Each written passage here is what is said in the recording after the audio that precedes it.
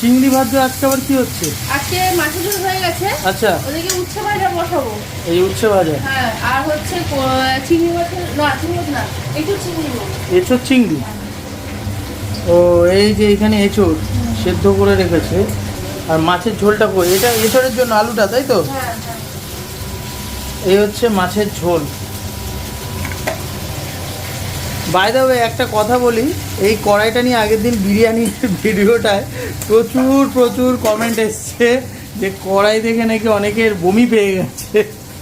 তো কি বলবো, সত্যি কথা বলতে কড়াইয়ের মধ্যে একটা দাগ ছিল, ওটা কড়াই নোংরা নয়, কড়াইয়ের রোজ আমাদের পরিষ্কারই হতো, কড়াইয়ের মধ্যে একটা দাগ ছিল, সেই দাগটা রিমুভ করবো কী করে সেটা বুঝতে পারছিলাম না। একজন কমেন্টে আমাদেরকে সলিউশনটা বলেছেন, তারপর এটা দেখো দাগটা অনেকটাই রিমুভ হয়ে গেছে।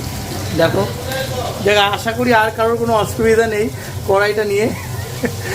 তোমরা এরকম ভুলটা ধরলে তবে বুঝতে পারবো। কিন্তু যারা ইমোজিগুলো পাঠাচ্ছে ওটাই খারাপ লাগে আর কি। হ্যাঁ, ওটা ভালোভাবে বলা যায়। হ্যাঁ।